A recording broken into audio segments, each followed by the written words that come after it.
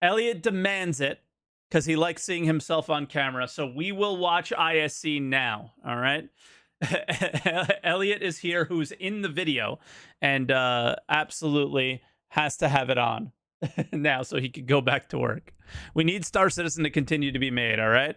So this is Inside Star Citizen Q3 follow-up summer 2022. They are going over everything that they've already gone over again. Classic, but not the things that they haven't. So you cargo refactor guys, who I am one of them, this will not be discussed until after CitizenCon. Maybe they'll talk about it a little bit at CitizenCon in reference to some things, maybe, who knows, like resource management, but there's no discussion of that until the next quarter. So it's going to be coming up. This Inside Star Citizen will have all of our reacts for CitizenCon, and then we have 3 weeks off of ISC, and then hopefully they're coming back with the cargo refactor. And yeah, CitizenCon is on the 8th. I'm really excited. So here we go. Let's watch Inside Star Citizen.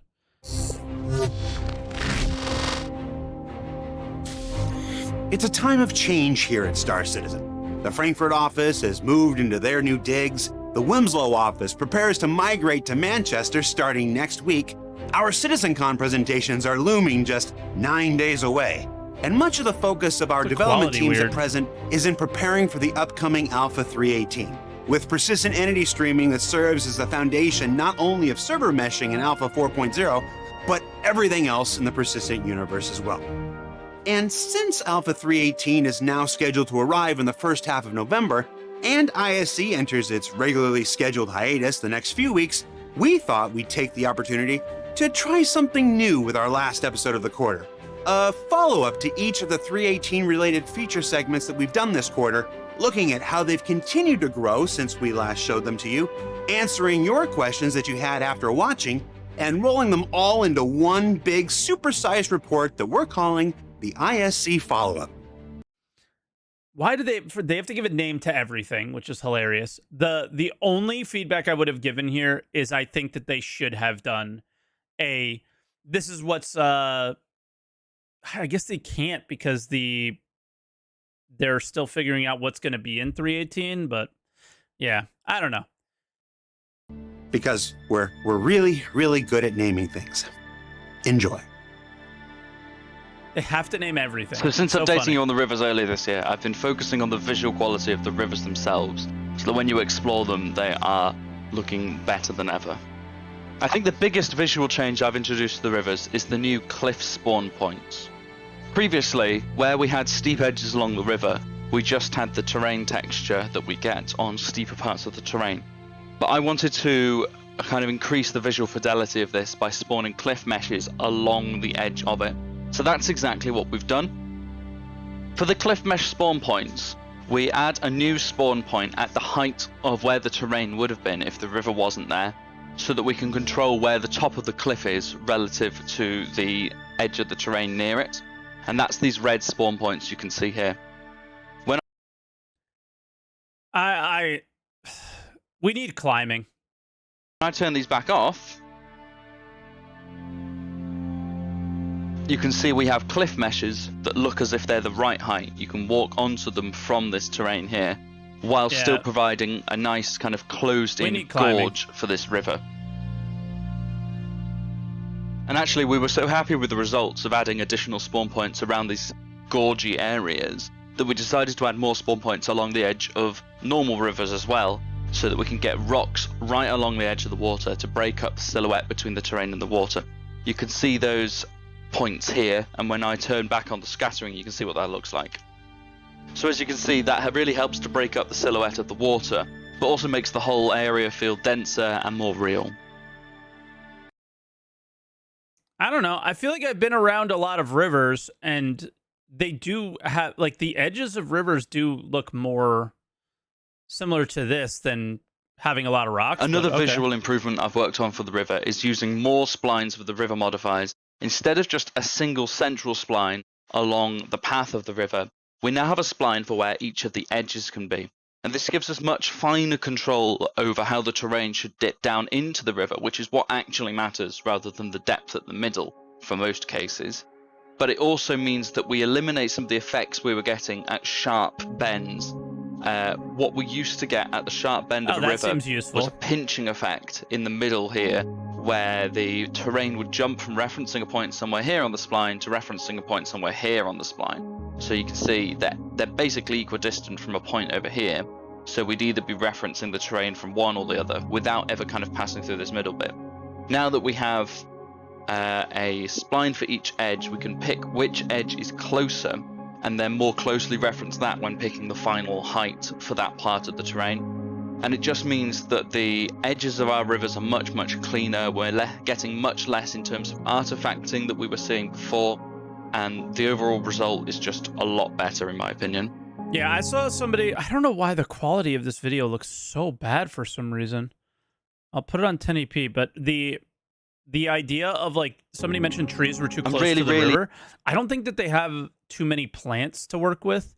But I imagine at some point those trees will be replaced with, like, smaller kind of like brush type things, and then you get the trees excited to see all of the new rivers come into 3.18 very, very soon. Put a lot of work into improving the visual quality of the rivers, as well as improving the tooling for our artists to be able to place more and more interesting rivers.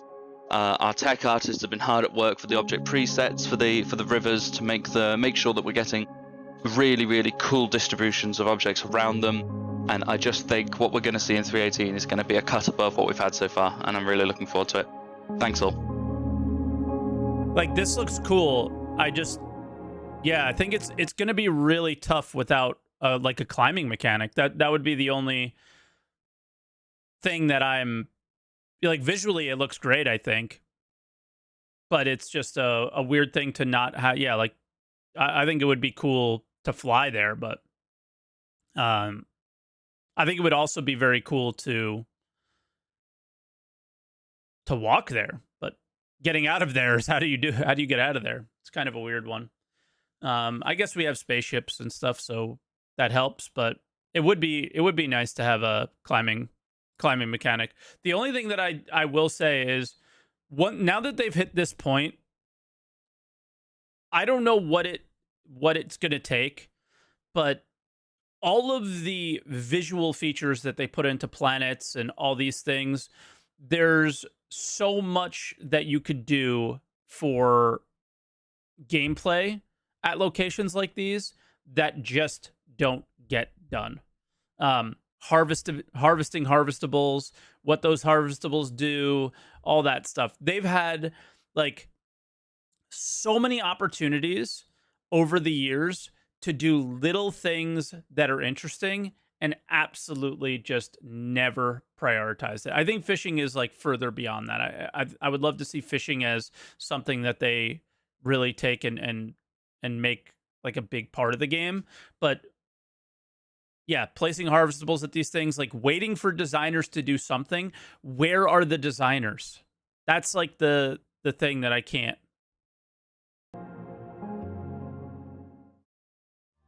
I can't with them. It's Since very the last frustrating. time we spoke about the PTV racetrack, it's been mostly just bug fixing. For the most part, it's been... I'm here, you nutter. Yeah, but you haven't done anything with this. You're one of the only designers that we see. So there's only, a couple of you. There's not... like the usual occasional collision issue we had to fix up. Also, there was like instances where RQA testers just... and you're took on the the card mission and team. went off the track and like drove into the elevators and got into other parts of the level. So I kind of had to go around and fence off all the areas where people could leave the track.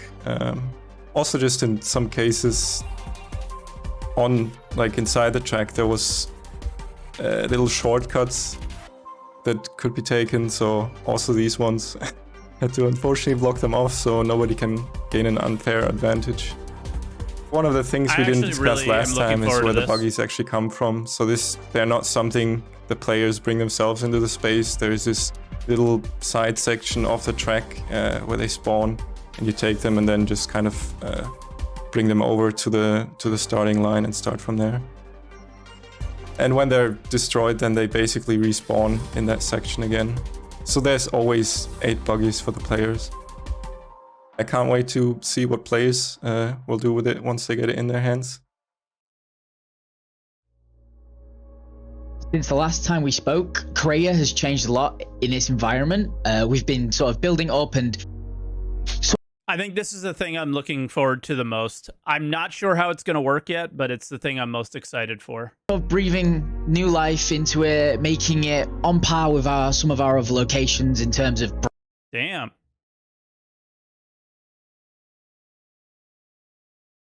branding and sort of how we want the player to move through the space. Yo, it is With changed this, completely. CS1 and 2, Crimestat 1 and 2 are no longer going to be things that get you shot or get you, stop you from landing at a location. These fines will essentially just be like mini slaps on the wrists. Law enforcement will comment on them when they stop you and tell you to go pay your fines off, but they're not going to be as big of a meaning as they once was. Alongside this, that is like so needed. It's not even funny. We've also added other ways for the players to get rid of their sort of criminality. The fine kiosks that you can find all around now have a button that allows you to surrender to law enforcement. This gives you the 20% discount of your time served when you go into prison. Okay. And as always, this is going to go live and we're going to continue iterating on it, reading feedback and making improvements.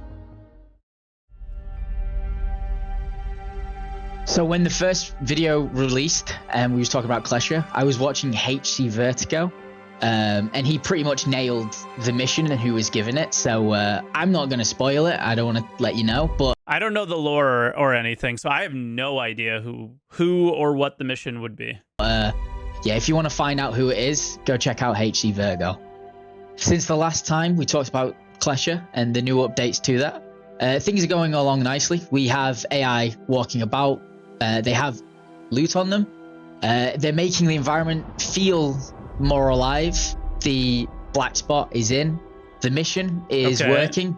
In the mission, we've added routes coming out of the wall so that even though people might know how to beeline it out of there, now they have to figure out how to get to this place they've never been to before and break the route they're normally used to and then have to rejoin, which is the difficult part because we always make the rejoining bit harder and they can fall all the way down or, whatever.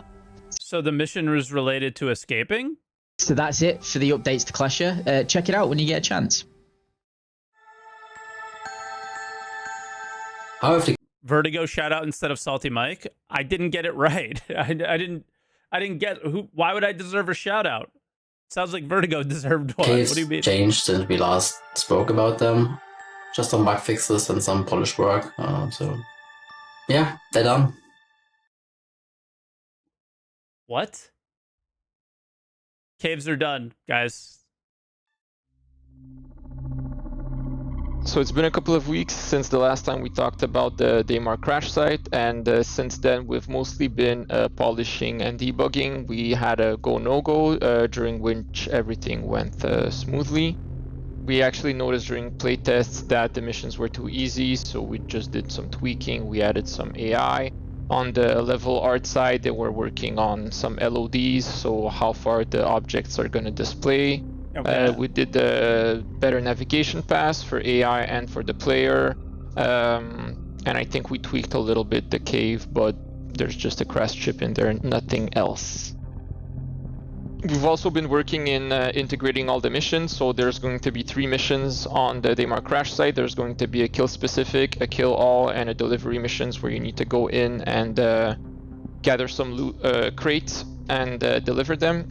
We've also been working on changing up the AI that's there because currently it's the Ninetales and we wanted to add a little bit more diversity in there. So we're working on adding in the Sand Nomads, which are probably not going to be here for this release, but possibly the next one. Okay. Since we last talked about the Siege of Horizon mission last week, we forgot to mention there's also some missions just coming to the islands that the Siege of Horizon takes place on. So these missions are going to take place on the islands when Siege isn't active. The sick. missions we have you doing will take you from building to building, eliminating a number of enemies, or maybe taking out a high-value target. These missions are currently just... Ooh, a high-value target. I wonder if that means like a random lieutenant from the Siege, and then you can get his armor outside of Siege. So it's a way to farm that armor outside of Siege. I like it because I like collecting that stuff, but I also like the idea of how challenging it was to get the armor, if that's a thing. like a prototype, they're very basic. They're just kind of exploring what direction we want to go at for these and other islands. Yeah. So these will be another small It did look addition like a when lieutenant. 318 goes live. And whatever. I mean, it's a little prototyping. So there were some questions after we released our last ISC where we talked about hull scraping. And there are some things that I can clarify from our position. So I like what this guy. makes a reclaimer more profitable or better in comparison to the vulture? For T0 there is no real difference. So the only difference there is you have more. No difference between the big multi-crew ship and the I know I immediately said I like this guy, but this is also the same people who have completely dropped the ball with mining as far as multi-crew goes at this moment, in my opinion. So to me, there's no surprise that they're identical, but I will let him finish his statement. I'm going to go back a little bit. For T0 there is no real difference. So the only difference there is you have more space to store your scraped off hull material. Oh yeah, But obviously more space. the proper differences only come with salvage T1. So once we talk about munching, Yep. and actually like converting proper ship debris into smaller bits, the size of the reclaimer is definitely an advantage here. Some comments were all asking about how can we use the scraper beam in an offensive manner. Technically you can, but you have to make sure that the target ship has its shield deactivated. So as long as another ship is shielded, you will not be able to touch the hull because there's like this energy field that is protecting the hull. I'm gonna So say there were I also like some this, questions like, on the Q&A repair side, and sadly, Format, this repair iteration in a way. isn't the full fleshed out repair that you might need if your ship is fully destroyed. So if you lost a wing, the wing is lost. Okay. If you lost your engine, the engine is lost. So your magically repair gun that right now is taking the hull material to create new hull material. So this gun isn't able to 3D print you an engine, a fully functional engine with all its parts. So what it does is just cover-ups of like your hull. So it increases your health of the ship again, but only to a degree where it is reasonable in comparison to what the hull actually stands for. So the material that you gather with the vehicle can be converted into the material that you use for your multi-tool to repair ships. Okay, I thought that was clear. There's but one more thing. So we saw the that not 3D print a ring. you were wing already is- asking for what about players that are not interested in any combat scenario or in waiting others to Oh! shoot themselves to shreds and then picking up the debris pieces for profit from the hull scraping. Well, we have a solution for you. And well, the miners of you might already know it. So we will expand our harvestable system to also facilitate to spawn fresh derelicts. And what are fresh Yes. derelicts? Basically, they are just the husks of existing ships that have a probability to spawn in asteroid fields or like basically around all the Lagrange points. And you will be able to find them using scanning and then approach them like you would do with a mineable and then scrape off their hull. And that is coming in Alpha 318. Nice. That's really good to hear. So- because I don't think it would be easy to find Rex in Alpha 318 without this, personally. Yeah, but I was going to say that there's no filter to scanning. So my guess, and I hope this is the case, is that the things that can be salvaged will have a different signature than the things that can be mined. So, for example, you can find minables from like 8 to 9K out. Hopefully, you can find salvageable wrecks at like 15K out. So, you know that this is a thing. What did we learn this week? Well, we learned that when you show a feature the very first week of the season, there's lots of room for additional improvements like we saw with River Tech. I agree, but I think that the servers are QA still can too be small for just that. as squirrely as players when testing the arena racetrack. That Correa is looking pretty fresh with its Crusader makeover, and that changes to the law system will make Crime Stat 1 and 2 less troublesome to deal with in the future. In theory. And that while hull stripping won't be the offensive weapon some folks were theorizing, using the harvestable system to generate non-combat wrecks will be a welcome addition to the more peaceful-minded citizens out there. Now don't forget that CitizenCon is next Saturday, October 8th at 8 a.m. Pacific, 3 p.m. UTC. It's shaping up to be a really informative quarter day, and not just visual updates that you've come to expect, but more design and gameplay presentations that'll lead the way in the Star Citizen's future. For Inside Star Citizen, I'm Jared Huckabee. We'll see you next week at CitizenCon. Okay, that was pretty good. I do want to talk a little bit more about the hull scraping thing, because I think it would have been really silly to only have it tied to when a player ship exploded, right? Yeah, the servers are too small in order to like take a PvP org and join them or create a section of their org that was like the people who salvaged the wrecks at the end. I guess maybe you could partner with a bounty hunter, but that it would have to like guarantee that they get the kill and things. So it's I don't think we're like at that point yet. I just see it where you need to experience it, give feedback on it, try it out. Is it profitable? Is it not? Is it fun? Is it not? And go from there. I hope long term that's where it's like this is just a placeholder thing, and longer term it's going to be mission based, which is based on, you know, your Tony Z Tech, you know, probability volumes, and there was lots of pirate activity over here and a big fight over here or something like that, spawn a bunch of salvage, that kind of stuff. There's no way to inform where to go, what to do. The game is so incomplete in so many ways, but just being able to go out there and find your own wreck and give it a try, I think is actually quite important, at least at the early stages of it, to give it a try and get a feel for it.